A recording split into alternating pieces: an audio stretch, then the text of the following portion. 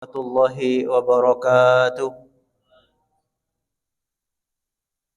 Alhamdulillahi rabbil alamin wa bihi nasta'inu ala umuri dunya waddin. Wassalatu wassalamu ala Rasulillah wa ala alihi wa sahbihi ajma'in.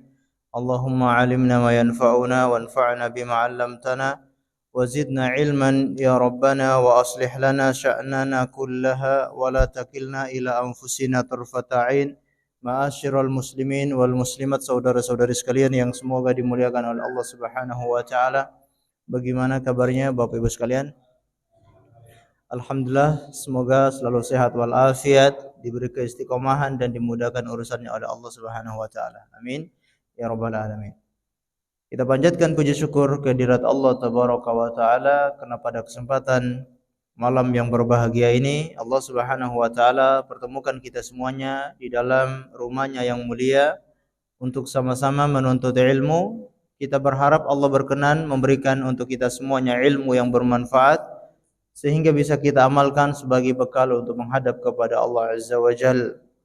Salawat dan taslim semoga tetap tercurahkan kepada baginda Rasulullah sallallahu alaihi wasallam, kepada seluruh keluarganya, para sahabatnya dan umatnya yang setia mengikuti tuntunannya sampai hari kiamat. Ma'asyiral muslimin wal muslimat, saudara-saudari sekalian yang semoga dimuliakan oleh Allah. Insyaallah kita lanjutkan pengajian rutin di setiap hari Kamis pekan ke-1 dan pekan ke-2 di Masjid Al-Muhajirin, Villa Bukit Cengkaling, membahas kitab Al-Kabair tentang dosa-dosa besar yang dikarang oleh Imam Az-Zahabi rahimahullahu ta'ala. Dan pada pertemuan sebelumnya kita sudah mengkaji tentang Al-Muqaddimah, pendahuluan dari tulisan beliau ini. Pada Muqaddimah ini sudah kita terangkan di antara tujuan beliau menulis kitab ini agar kaum muslimin bisa punya ilmu tentang dosa-dosa besar sehingga mereka bisa menjauhi dosa-dosa besar tersebut. Kemudian beliau mengatakan bahwasanya dosa-dosa besar itu tidak hanya 7 yang disebutkan oleh baginda Rasulullah sallallahu alaihi wasallam. Karena ada satu hadis Rasulullah menyebutkan 7 dosa besar sekaligus. Ijtanibus sab'al mubiqat, jauhilah 7 dosa besar. Nah, beliau mengatakan hadis itu bukan hanya terbatas cuma 7 dosa besar, melainkan ada dosa-dosa besar selain daripada 7 tersebut. Dan beliau pun menukilkan perkataan Ibnu Abbas, yaitu sampai 70 lebih dosa-dosa besar.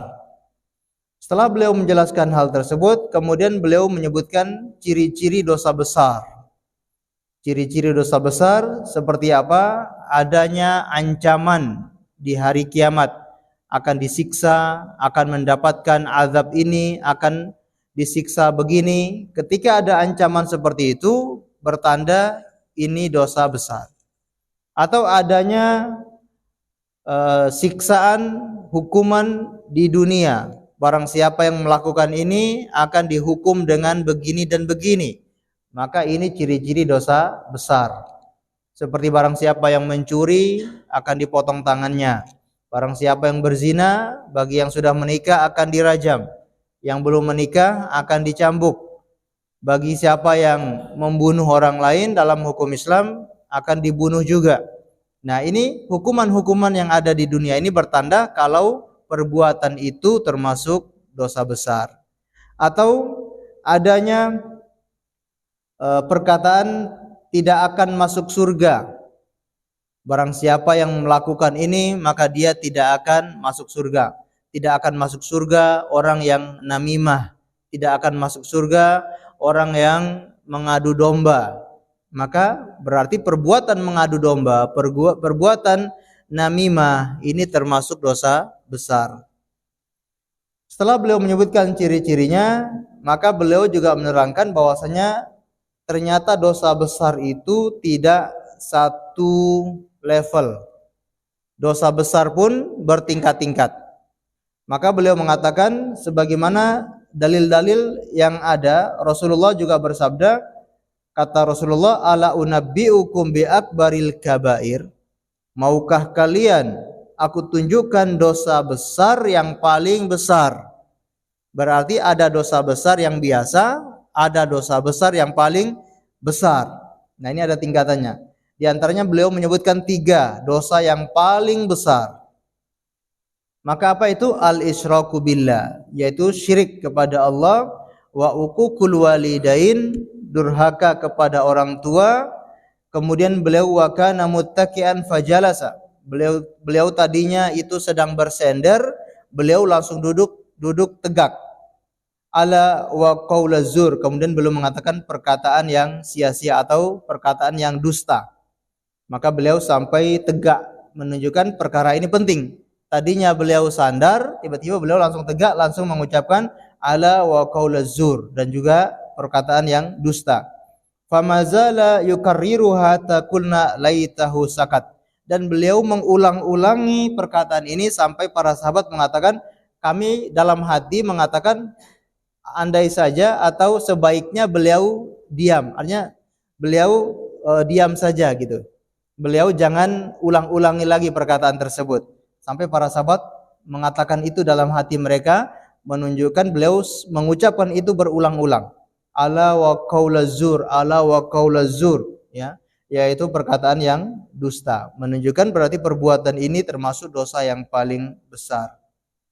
Kemudian beliau menutup mukadimahnya, fabayyana alaihi salatu wassalam anna qaulaz zur min akbaril kabair. Maka Rasulullah SAW menjelaskan bahwasanya perkataan dusta itu termasuk dosa yang paling besar.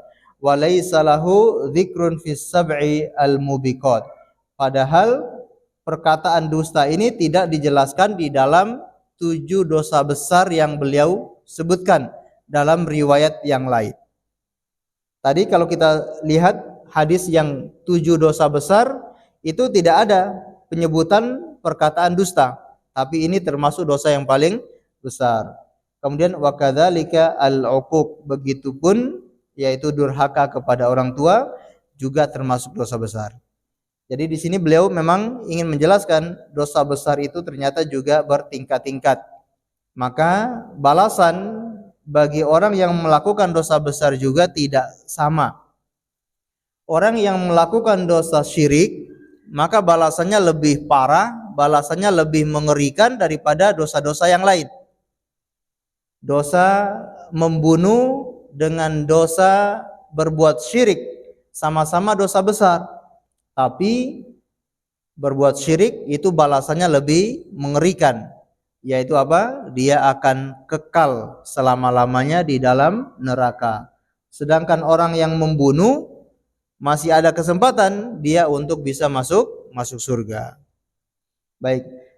Maka setelah kita selesai membaca muqaddimah, sekarang kita masuk pada dosa besar yang pertama. Qala al-mu'allif rahimahullahu taala al-kabiratul ula asyirku billahi taala. Kata pengarang buku ini, dosa besar yang pertama yaitu asyirku billah, menyekutukan Allah Subhanahu wa taala. Jadi ini dosa besar yang paling besar, sehingga beliau meletakkan dosa ini dalam urutan buku beliau ini yang paling pertama. Dan kalau kita lihat, beliau ternyata mencontoh Allah Subhanahu wa taala dan mencontoh Rasulnya Muhammad sallallahu alaihi wasallam. Allah Subhanahu wa taala ketika memberikan urutan tentang hak-hak, maka Allah urutkan hak yang paling pertama adalah memberikan haknya Allah. Yaitu apa? Menyembah hanya kepada Allah saja, tidak menyekutukan Allah dengan sesuatu apapun. Maka kalau kita lihat dalam Al-Qur'an, Allah Subhanahu wa taala berfirman, ya, alladzina la yad'una ma'allahi ilahan akhar wa la yaqtuluna an-nafsa allati harramallahu illa bil haqq wa la yaznun. Jadi Allah di sini menyebutkan ciri-ciri hamba-hamba Allah yang dicintainya. Ciri-ciri ibadur rahman. Siapa ciri-ciri ibadur rahman? Kata Allah, alladzina la yad'una ma'allahi ilahan akhar.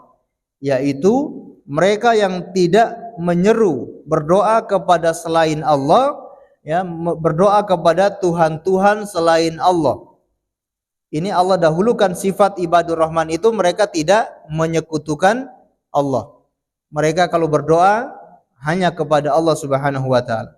Kemudian Allah sebutkan lagi sifat mereka, wala yaqtuluna an-nafsal lati harramallahu illa bil haqq.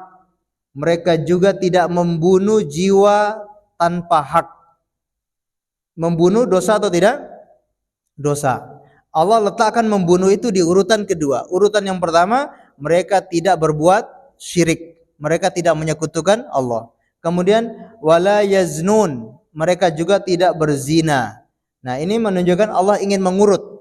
Yang paling didahulukan adalah tidak menyekutukan Allah Subhanahu wa taala. Kemudian dalam ayat yang lain di surat Al-An'am, Allah Subhanahu wa taala juga berfirman, yang ini dikenal oleh para ulama dengan 10 wasiat. 10 wasiat Allah.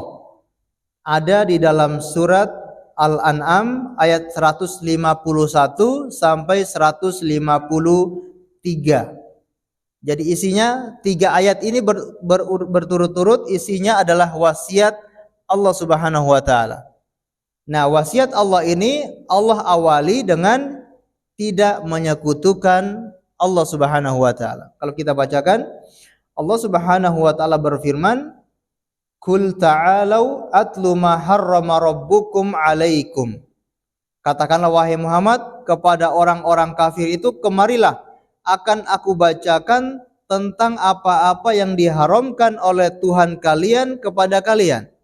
Apa saja yang diharamkan Allah? Yang pertama, alla tusyriku bihi syai'a. Jangan kalian menyekutukan Allah dengan sesuatu apapun.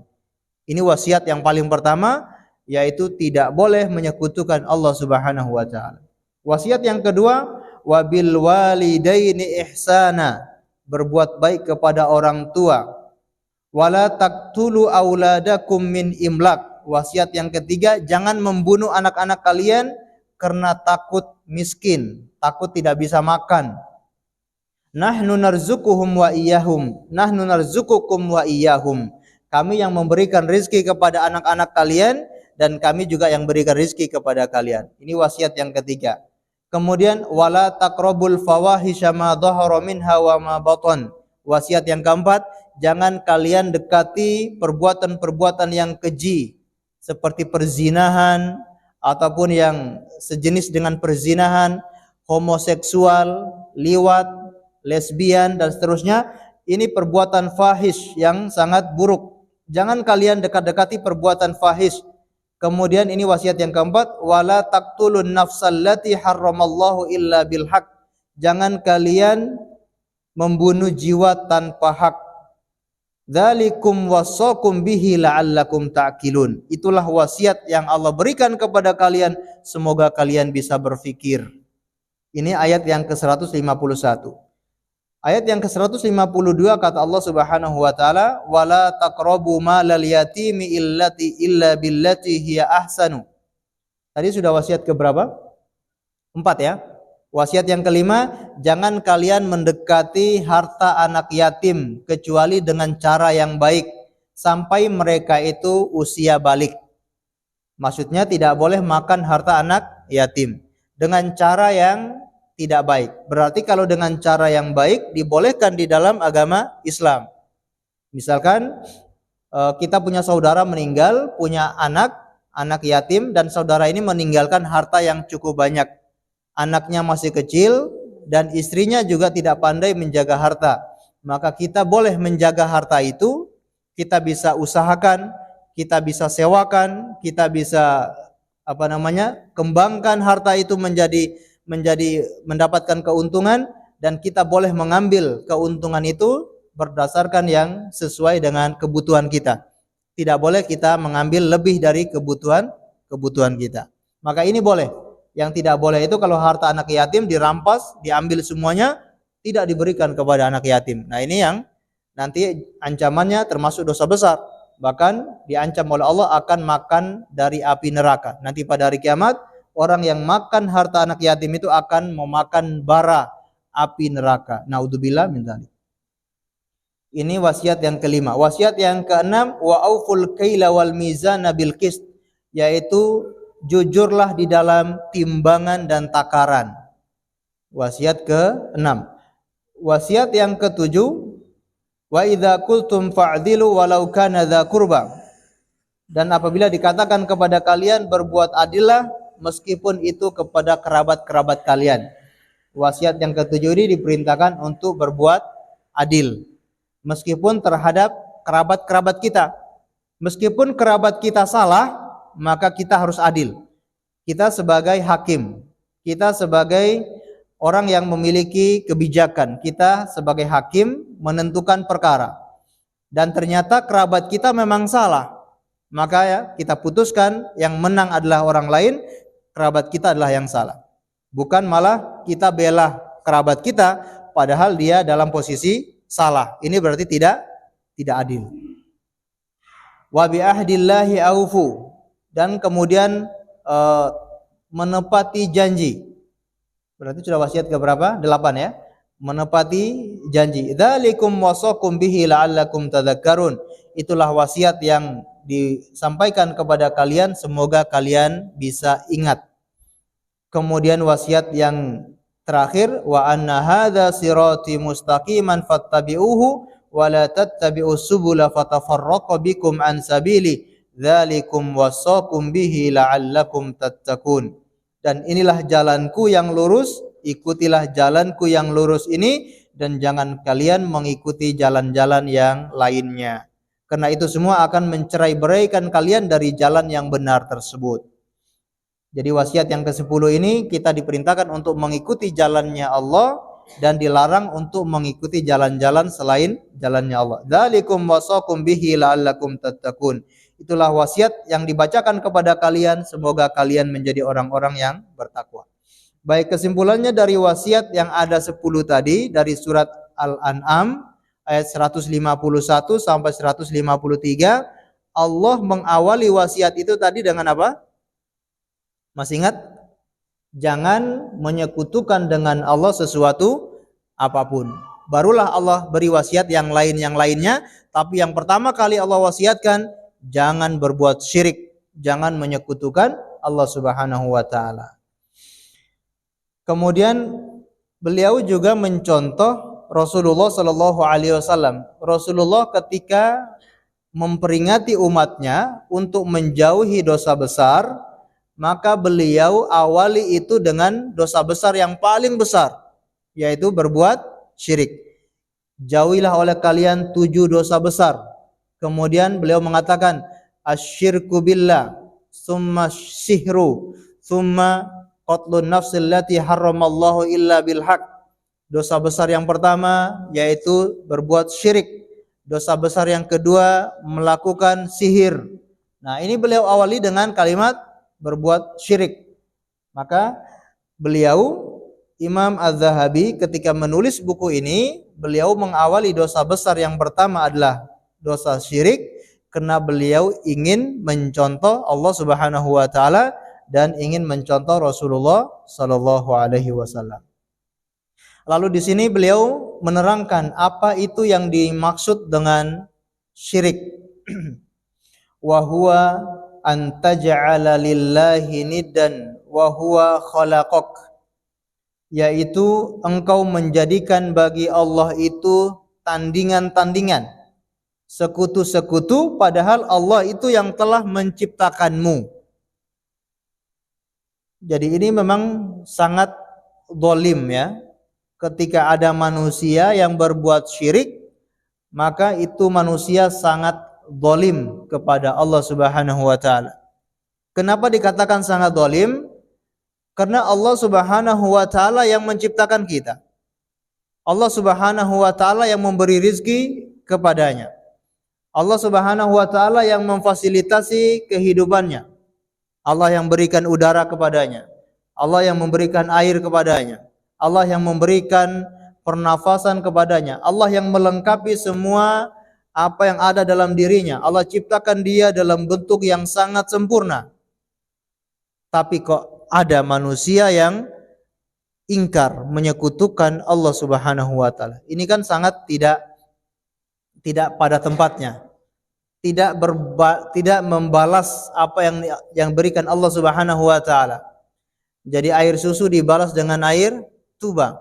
Allah Subhanahu wa taala berikan karunia kepada kita, tapi balasan kita kepada Allah ternyata ada sebagian manusia yang menyekutukan Allah Subhanahu wa taala. Nah, ini orang yang berbuat syirik, menjadikan bagi Allah itu tandingan, sekutu-sekutu, padahal Allah lah yang telah menciptakan mereka. Wa ta'budu ma'ahu ghairahu min hajarin au basharin au syamsin au qamarin au nabiyyin au syaikhin au jinni au najmin au malakin au ghairi dzalik. Dan yang dinamakan syirik juga engkau menyembah di samping menyembah Allah. Engkau menyembah Allah, tapi di samping itu engkau juga menyembah kepada yang lain. Engkau menyembah Allah, di samping itu engkau menyembah kepada yang lain. Seperti engkau menyembah batu, engkau menyembah manusia, atau menyembah matahari, menyembah bulan, menyembah para nabi, menyembah para ulama, atau menyembah jin, atau menyembah bintang-bintang, atau bahkan menyembah malaikat dan yang lainnya, itu semua adalah perbuatan syirik. Jadi orang yang berbuat syirik itu bukan berarti dia tidak menyembah Allah. Orang yang berbuat syirik itu ternyata dia juga menyembah Allah, tapi menyembah Allahnya itu tidak murni. Menyembah Allahnya itu masih bercampur dengan menyembah kepada selain Allah. Makanya orang-orang musyrik dahulu itu mereka memiliki Tuhan yang sangat banyak. Ya, disebutkan dalam sebuah riwayat, suatu ketika Rasulullah pernah bertanya kepada seorang musyrik yang bernama Husain. Ya, kata Rasulullah, "Ya Husain, wahai Sen," bahasa kita ya, Husain, Sen, "kam ta'budul yauma ilahan?" Hari ini kamu nyembah Tuhan berapa? Hari ini berapa Tuhan yang kamu sembah? Kata Husain, "Sab'atun." 7 Tuhan yang saya sembah dalam satu hari. Satu hari Tuhannya ada 7. Kemudian Rasulullah bertanya, di mana saja 7 Tuhan itu? Kata Husain, "Sittatun fil ardi wa wahidatun fis sama." Yang 6 itu ada di bumi, yang 1 ada di langit. Kemudian Rasulullah bertanya lagi, kepada Tuhan yang mana ketika engkau dalam keadaan terdesak? Engkau dalam keadaan sangat butuh, sangat genting, kira-kira engkau mintanya itu kepada Tuhan yang mana? Kata Husain, "Alladzi fis sama." Yang saya minta Tuhan yang ada di langit, yaitu Allah Subhanahu wa taala. Jadi ini membuktikan yang disembah oleh orang musyrik itu mereka menyembah Tuhan-Tuhan yang sangat banyak. Bahkan Tuhannya itu sampai 7. Yang ada di langit yaitu Allah Subhanahu wa taala, dan mereka juga menyembah Allah tapi mereka juga menyekutukan Allah Subhanahu wa taala. Dan itu yang terjadi di kalangan di masyarakat kita, ya. Atau manusia secara umum ada yang menyembah Tuhan-Tuhan selain Allah Subhanahu wa taala. Di samping mereka juga menyembah Allah. Bahkan ada orang Islam sendiri pun ada yang masih menyembah kepada selain Allah di samping dia menyembah Allah. Kalau giliran sholat menyembah Allah, giliran sholat datang ke masjid, takbir menghadap Allah, menyembah Allah Subhanahu wa taala. Tapi giliran minta kekayaan, datang ke gua ini, datang ke gua itu, pakai jimat ini, pakai jimat itu, berarti dia tidak murni minta kepada Allah. Dia masih minta kepada jimat-jimat itu, masih minta kepada jin-jin yang ada dalam jimat-jimat tersebut. Berarti dia menyembah Allah itu tidak murni. Dia menyembah Allah tidak murni. Ketika sholat hadapnya kepada Allah, giliran minta rizki, mintanya kepada selain Allah. Harusnya bagaimana? Kalau kita sholatnya menghadap Allah, berarti minta rizkinya juga mintanya kepada Allah. Jangan minta kepada yang lain. Giliran kalau puasa itu betul-betul puasanya untuk Allah, tapi giliran menyembelih hewan, maka menyembelihnya untuk selain Allah. Berarti tidak murni menyembah Allah. Ketika puasa Ramadan itu betul-betul menghadap Allah, puasanya karena Allah dari awal sampai akhir, tapi ketika ada bulan-bulan syuro, menyembelihnya itu ternyata bukan untuk Allah, tapi malah untuk penghuni laut selatan. Menyembelihnya itu untuk gunung ini. Penyembelihnya itu untuk sedekah bumi, untuk sedekah laut. Berarti tidak murni menyembahnya, itu tidak murni kepada Allah. Dia di samping puasanya untuk Allah, salatnya untuk Allah, tapi menyembelihnya itu untuk selain Allah. Yang dituntut bagaimana? Kita dituntut kalau salat untuk Allah, puasa untuk Allah, menyembelih pun itu semata-mata untuk Allah Subhanahu wa taala. Tidak boleh kita berikan kepada selain Allah. Dan ini konsep dalam agama Islam. Konsep dalam agama Islam itu apa? Yaitu mengesakan Allah Subhanahu wa taala. Tidak boleh menduakan Allah. Ini konsep dalam agama Islam. Dan ini yang membedakan agama Islam dengan agama-agama di luar Islam.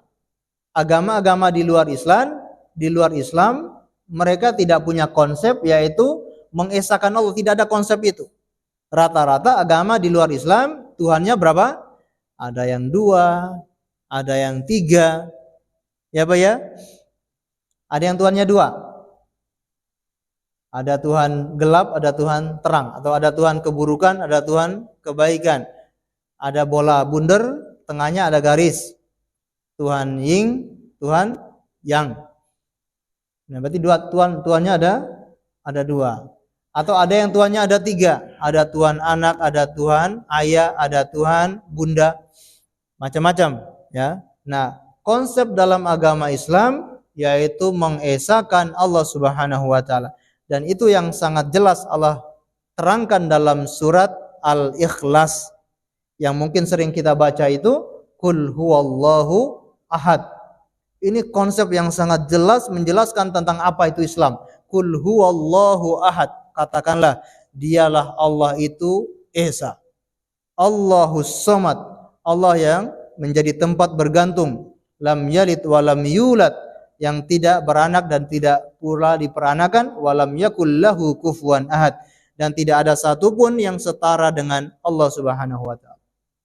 Jadi ini yang harus kita pahami bersama, konsep dalam agama Islam yaitu qul huwallahu ahad. Katakanlah dialah Allah itu Esa. Pertanyaannya, Esa dalam apanya?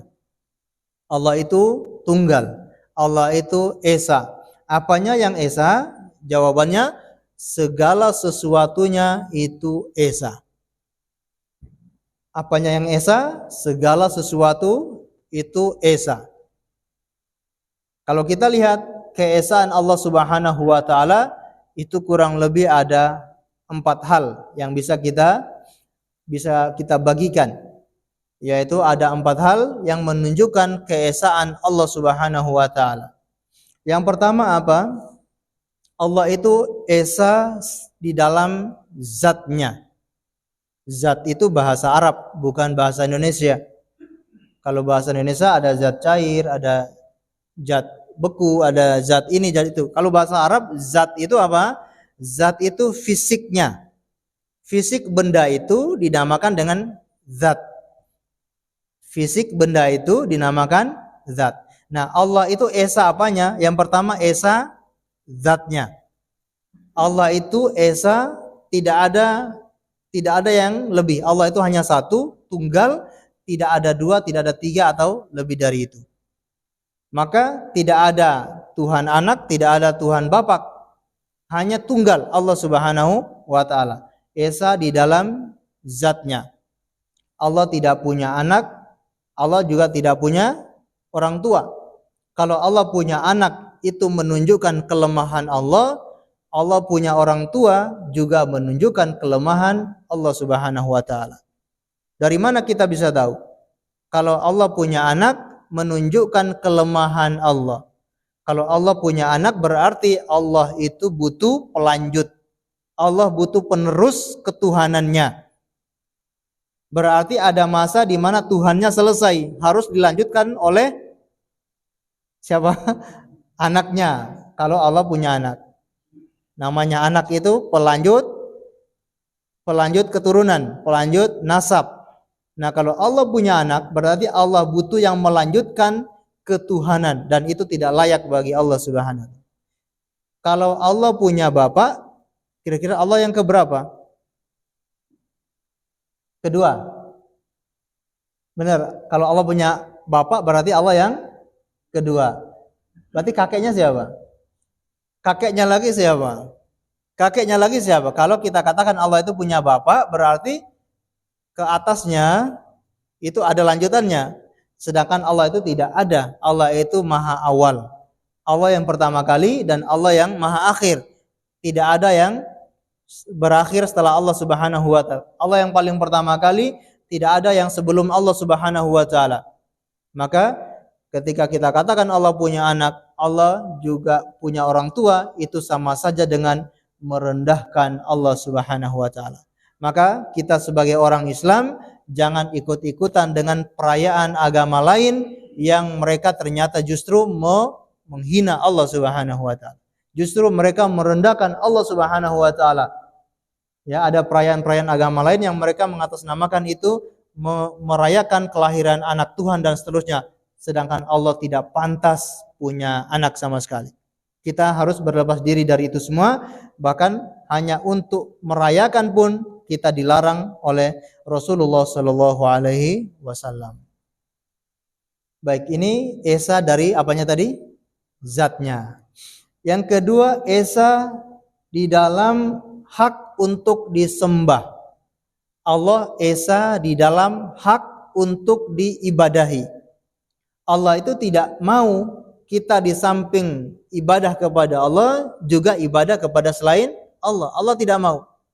Di samping kita berdoa kepada Allah, di samping kita berdoa kepada yang lain. Di samping kita menyembah Allah, menyembelih untuk Allah, di samping itu kita menyembelih kepada selain Allah. Allah tidak ridho, Allah tidak mau seperti itu. Allah mau hanya Allah lah satu-satunya persembahan kita, pemberian ibadah kita semata-mata kita berikan kepada Allah Subhanahu wa taala. Tidak boleh kita berikan kepada selainnya. Ini esa di dalam hak untuk disembah, hak untuk diibadahi. Kemudian Allah esa sebagai Rabb. Allah esa sebagai Rabb. Rabb itu kalau diterjemahkan itu artinya apa? Tuhan. Nah, kata-kata Rabb di dalam bahasa Arab itu mengandung 4 hal. Kalimat Rabb dalam bahasa Arab mengandung 4 hal. Apa itu? Rabb itu maknanya pertama pencipta, yang kedua yaitu pemilik, yang ketiga penguasa, yang keempat pengatur. Kalimat Rabb maknanya ada 4. Pencipta, pemilik, penguasa, pengatur. Kita semua, alam semesta ini diciptakan oleh Allah. Alam semesta ini dimiliki oleh Allah. Yang punya Allah, yang memiliki adalah Allah. Yang menguasai alam semesta ini juga Allah, dan yang mengatur seluruh alam semesta ini adalah Allah Subhanahu wa taala. Itu terkandung dalam makna kalimat Rabb.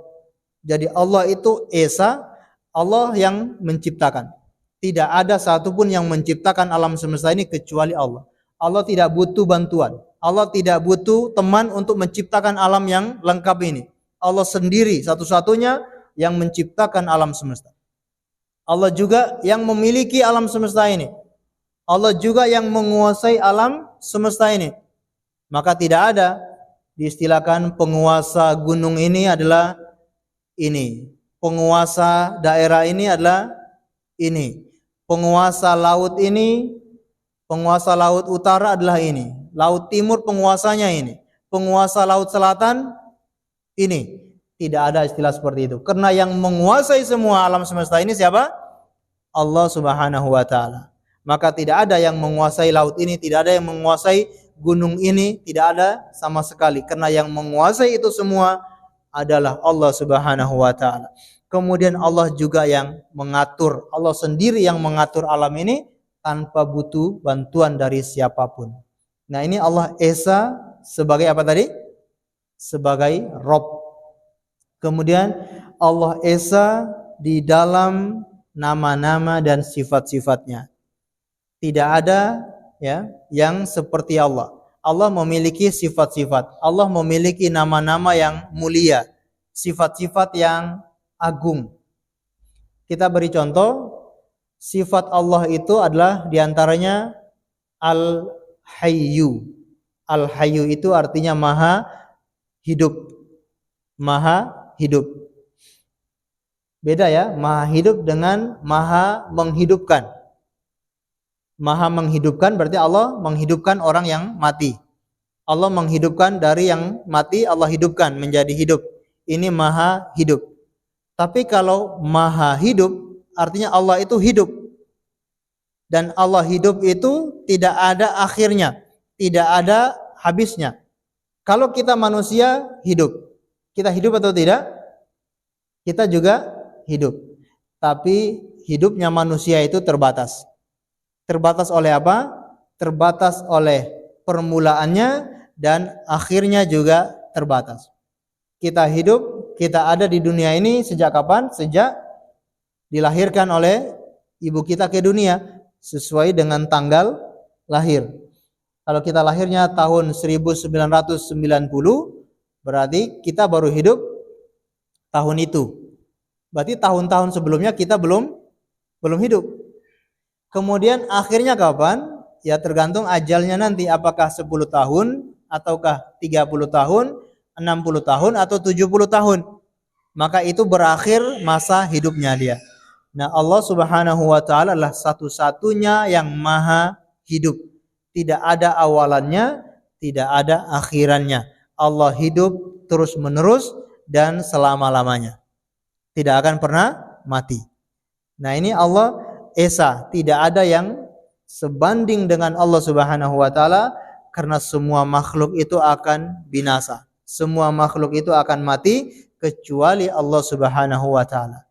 Kullu man 'alaiha fan wa rabbuka wa yabqa wajhu rabbika dzul jalali wal ikram. Dan semua yang ada itu akan binasa, akan mati, akan fana.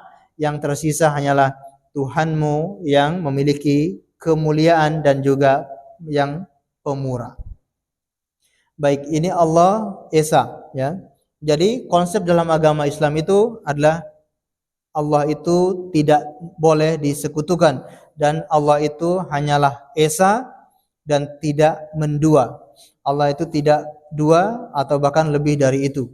Allah hanya satu dan ketika kita menyembah kepada Allah juga menyembah hanya kepada Allah, tidak boleh kita berikan sesembahan itu kepada selain Allah, apakah itu kepada batu-batuan, kepada manusia, matahari, bulan, nabi ataupun para ulama, jin maupun malaikat sekalipun tidak boleh kita berikan itu kepada mereka.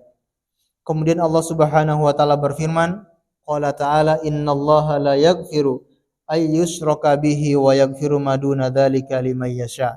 Sesungguhnya Allah itu tidak akan mengampuni dosa syirik dan Allah mengampuni dosa selain daripada syirik.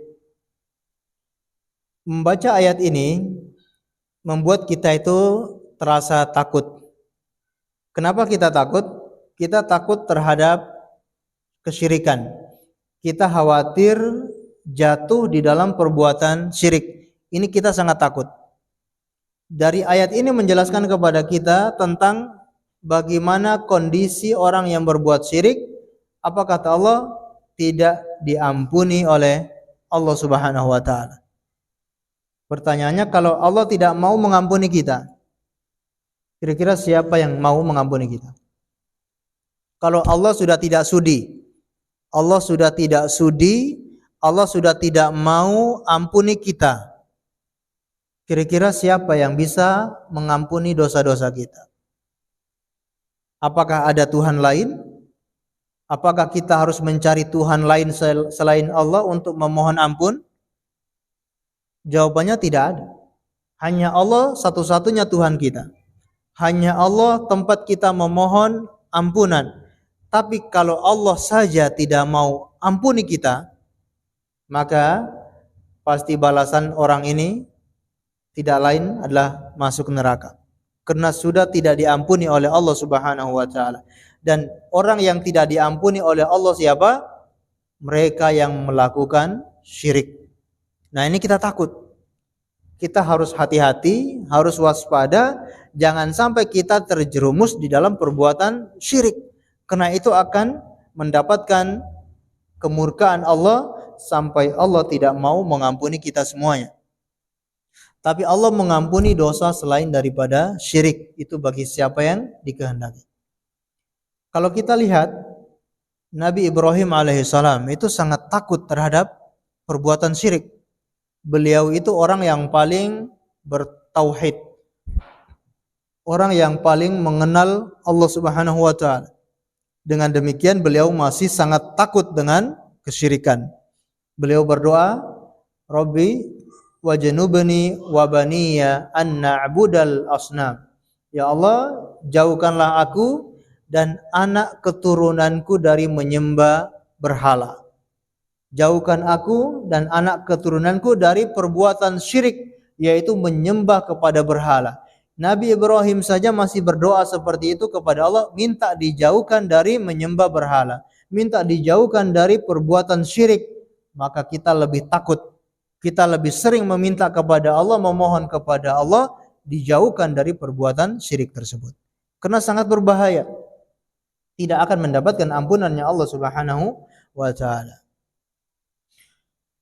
Baik, kalau kita baca ayat ini, di sana ada ayat lain yang seakan-akan bertentangan, yaitu di dalam surat Az-Zumar ayat 53. Di dalam surat Az-Zumar Allah mengatakan, "Qul ya ibadiyalladzina asrafu ala anfusihim la taqnatu min rahmatillah, innallaha yaghfirudz dzunuba jami'a." Katakanlah kepada hamba-hambaku yang melampaui batas, jangan berputus asa dari rahmat Allah, sesungguhnya Allah lah yang mengampuni semua dosa. Baik, dalam surat An-Nisa tadi Allah tidak mengampuni dosa syirik. Tapi di dalam surat Az-Zumar Allah mengatakan Allah mengampuni semua dosa. Yang benar yang mana? Allah mengampuni semua dosa atau Allah mengampuni semua dosa kecuali syirik? Nah, ini kalau dilihat seakan-akan bertentangan. Padahal ternyata tidak. Allah tidak mengampuni dosa syirik itu. Allah berbicara kepada orang yang meninggal dunia, menghadap Allah, membawa dosa syirik. Ada orang yang berbuat syirik, belum bertobat, meninggal dunia, menghadap Allah, membawa dosa syirik, maka orang ini tidak akan diampuni oleh Allah Subhanahu wa taala. Kekal di dalam neraka selama-lamanya. Ngeri atau tidak? Ngeri banget. Meninggal dunia membawa dosa syirik, tidak diampuni oleh Allah, tempat kembalinya selama-lamanya di dalam neraka. Tapi kalau surat Az-Zumar ini Allah mengampuni semua dosa, maksudnya adalah orang yang berbuat syirik sekalipun, kalau sebelum meninggal dunia dia bertobat kepada Allah, maka Allah siap mengampuni dosa-dosa semuanya, termasuk dosa syirik. Syaratnya apa? Sebelum meninggal dunia sudah minta ampun, sudah bertobat. Tapi kalau belum bertobat, terkena ancaman ayat yang kita bacakan di atas, yaitu tidak akan diampuni oleh Allah Subhanahu wa taala. Jadi ini tidak bertentangan, ya. Jadi nanti misalkan bapak-bapak atau ibu-ibu sekalian membaca sebuah ayat, di sini menerangkan Allah ampuni semua dosa, di sini Allah tidak mengampuni dosa syirik, maka kita bisa pahami maksudnya seperti itu, tidak bertentangan. Kemudian Allah Subhanahu wa taala juga berfirman, innahu may yusyrik billahi faqad harramallahu alaihi al-jannah wa ma'wahu an-nar. Surat Al-Maidah ayat 72. Sesungguhnya barang siapa yang menyekutukan Allah, maka sungguh Allah akan haramkan untuknya masuk surga, tempat kembalinya adalah di neraka. Ini juga ancaman yang keras. Kalau ada orang yang berbuat syirik, Allah haramkan surga. Surga sudah haram. Kalau surga sudah diharamkan oleh Allah, berarti tidak akan masuk surga selama-lamanya karena sudah haram untuk masuk surga. Dan pasti tempat kembalinya apa? Wa ma'wahun nar. Tempat kembalinya adalah neraka. Dan di neraka itu selama-lamanya, tidak akan pernah keluar dari neraka. Kemudian Allah juga berfirman, innasyirka ladzulmun adzim. Sesungguhnya perbuatan syirik itu adalah kezaliman yang sangat besar. Wal ayatu fi dzalika katsirah.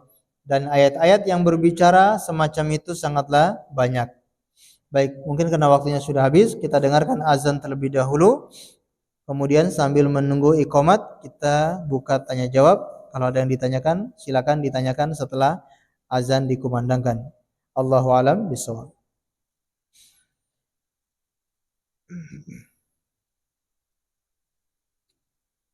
Muslimin wal muslimat yang dimuliakan oleh Allah Subhanahu wa taala.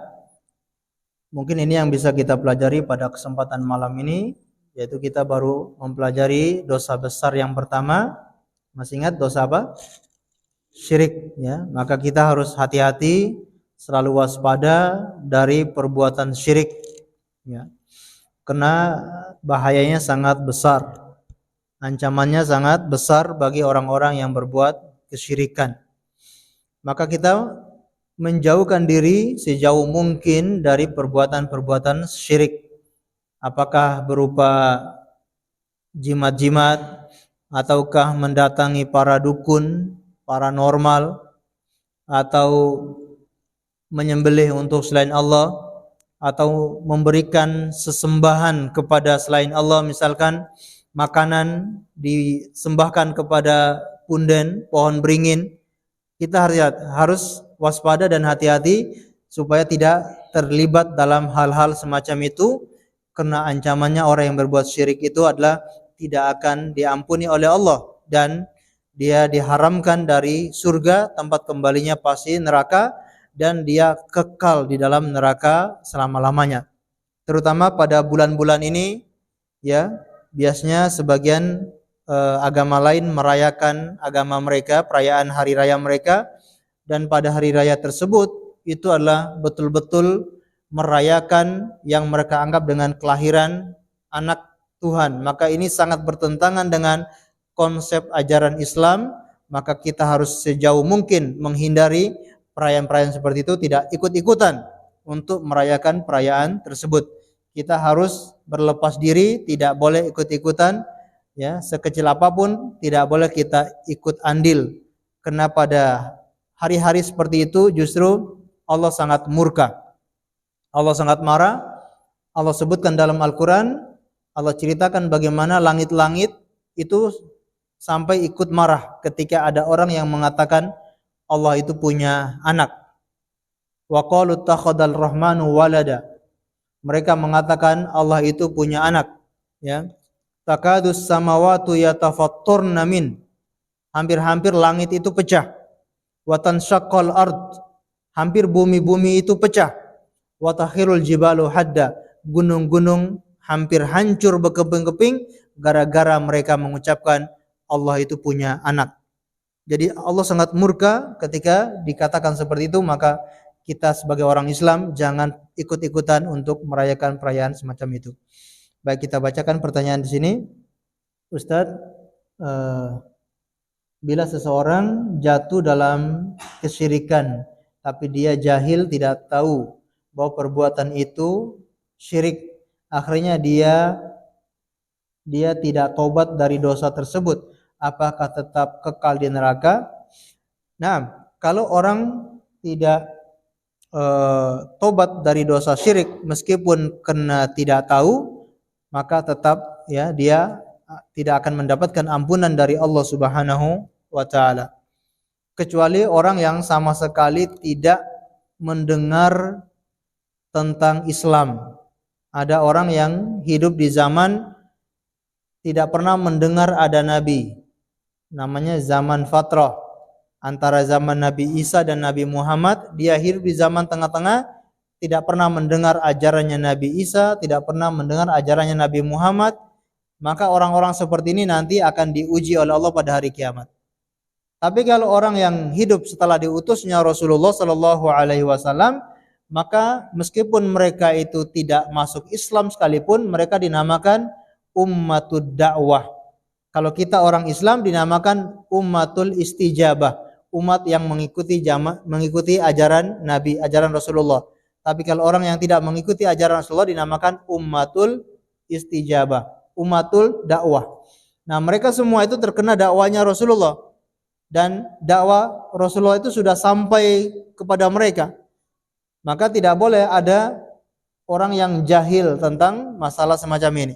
Kita harus belajar, kita harus mendakwakan ini kepada masyarakat supaya mereka memiliki ilmu tentang hal-hal semacam ini sehingga tidak jahil terjatuh dalam perbuatan dosa-dosa besar, terutama dosa-dosa syirik. Dan Allahu a'lam bishawab, ya, itu kita kembalikan kepada Allah Subhanahu wa taala.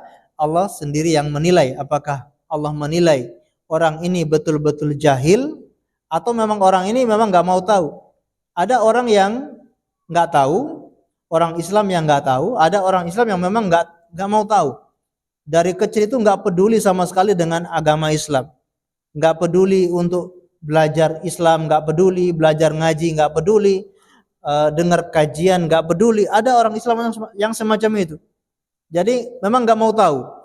Nah, ini nanti Allah yang menilai orang yang berbuat syirik itu apakah dia memang betul-betul nggak tahu, dan Allah yang memberikan udzur itu terserah Allah Subhanahu wa taala. Tapi kalau kita katakan ketika orang yang hidup di zaman sekarang ini, maka insya Allah mereka semua sudah terkena dakwanya Rasulullah, terkena ajaran Islam, terkena mendengar syariat Islam, mendengar ilmu agama, maka hampir tidak ada orang yang jahil, ya. Jadi semua mempertanggungjawabkan masing-masing kalau melakukan perbuatan-perbuatan yang diharamkan oleh Allah. Baik, mungkin ada yang lain?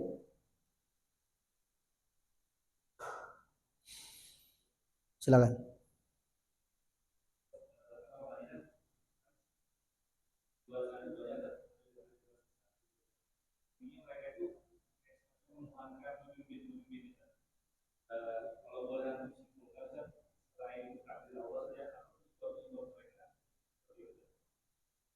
Ada orang-orang yang menuhankan pemimpin-pemimpin mereka. Yang pertama, kena gulu.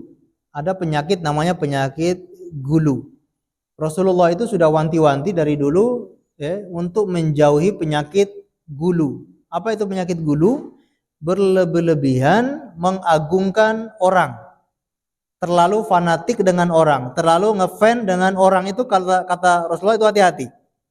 Karena awalnya mungkin dia ngefan, awalnya dia mengagungkan orang itu, lama-kelamaan akhirnya sampai menyembah orang tersebut. Itu yang terjadi di masanya Nabi Nuh alaihi salam. Umatnya Nabi Nuh, ya, orang-orang yang hidup di zaman Nabi Nuh itu sebelum mereka menyembah patung, awalnya karena mereka mengagung-agungkan orang-orang soleh. Orang-orang soleh itu ada nama-namanya, ya, disebutkan dalam Al-Quran. Kemudian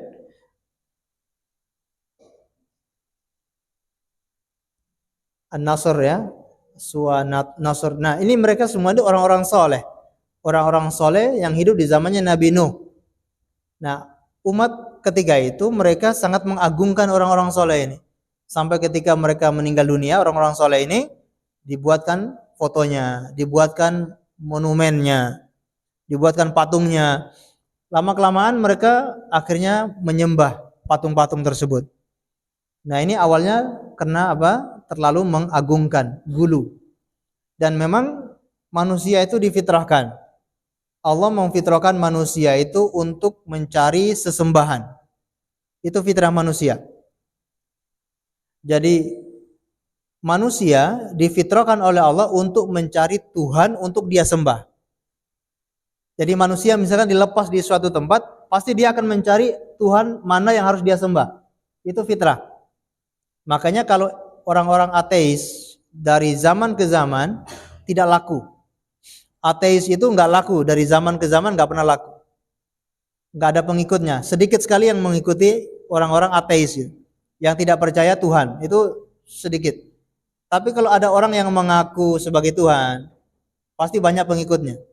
Ada orang yang menjadikan sapi misalkan sebagai Tuhan, pengikutnya banyak. Ada yang menjadikan monyet sebagai Tuhan, juga banyak pengikutnya. Karena memang fitrah manusia itu adalah mencari sesembahan. Nah, kata para ulama, ketika manusia tidak menemukan sesembahan yang benar, dia akan menjadikan makhluk yang paling hina untuk dia sembah. Kalau dia tidak dapat Tuhan yang benar, dia akan menjadikan apapun itu yang bahkan yang paling hina sekalipun untuk dia sembah. Misalkan ada orang yang menyembah sapi. Kalau kita pikir-pikir, mana yang lebih mulia, sapi atau manusia? Tentu yang lebih mulia mana? Manusia. Kita kan nggak mau, kamu otaknya otak sapi ya. Nggak mau kan dibilang kayak gitu ya, karena kita lebih mulia dari sapi. Tapi ada orang yang menyembah sapi. Bahkan ada yang menyembah monyet. Ada yang menyembah ular. Nah, ini karena dia tidak menemukan Tuhan yang benar. Maka dia menjadikan apapun itu untuk dia sembah. Jadi itu fitrah. Maka kita harus mengajarkan Tuhan yang benar, menyampaikan kepada manusia, kepada masyarakat, supaya mereka menemukan Tuhan yang benar, yang harus disembah itu seperti ini. Tuhan yang layak disembah itu adalah Allah Subhanahu wa taala yang Maha Esa, yang tidak boleh disekutukan dengan sesuatu apapun. Jadi mungkin itu ya, Allah alam bisawab, karena sudah selesai. Kita akhiri dengan membaca doa kafaratul majelis. Subhanakallahumma bihamdika asyhadu an la ilaha illa anta astaghfiruka wa atubu ilaik. Wa sallallahu ala nabiyyina Muhammad wa ala alihi washabihi wasallam. Terima kasih atas segala perhatiannya. Mohon maaf atas segala kekurangannya. Assalamualaikum warahmatullahi wabarakatuh.